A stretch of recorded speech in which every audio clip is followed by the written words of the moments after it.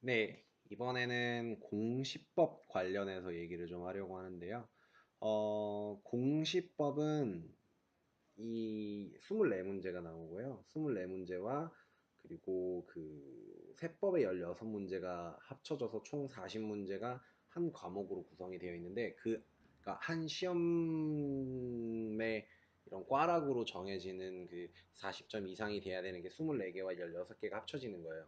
그래서 실질적으로 뭐 선술적으로 계산했을 때 세법만 16개를 맞추면 40점이 넘으면 꽈락을 면하게 되는 건데 공법을 다 틀리셔도 돼요.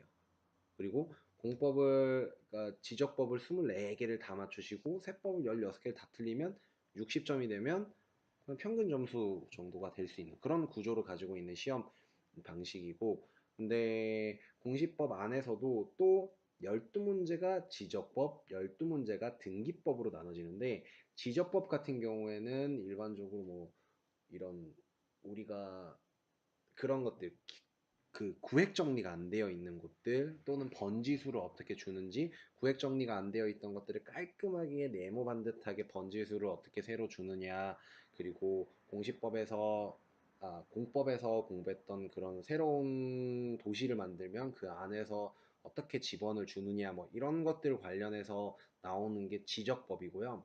그리고 이 과목 같은 경우에는 단순하게 나오는 게 조금 패턴이 정해져 있어요. 그래서 공부를 하면 이거 좀 점수가 단기간에도 좀 잘 나올 수 있는 공부 내용이고요.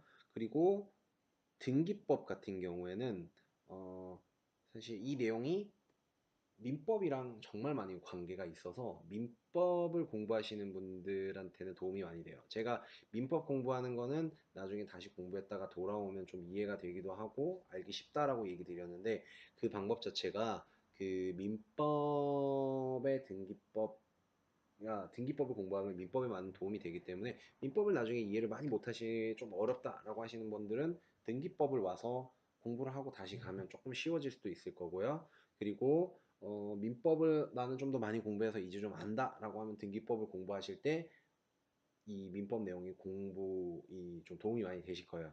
근데 문제는 등기법은 그 교수님이 얘기해 주시던데 안 나온 데서 좀 많이 나와요. 그러니까 반복 출제되는 부분이 좀 많이 없어서 그게 좀 어렵다고 얘기를 하더라고요. 그러니까 그런 부분에서 단기간으로 공부하고 벼락치기 할 때 한 일주일 남았을 때 등기법은 그렇게 집중적으로 공부하지 말라고 얘기를 하더라고요. 지적법에 비해서는.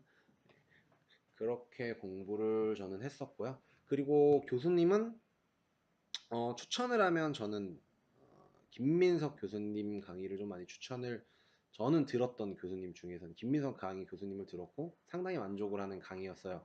특히 그분이 매 수업마다 5분에서 10분 정도간 오늘 배웠던 걸 강의를 요약해 주는데, 그 양이 요약된 강의 내용을 나중에 이제 5분, 10분이 쌓이면 그 내용을 가지고 다시 한번 요약본을 만들어 주세요.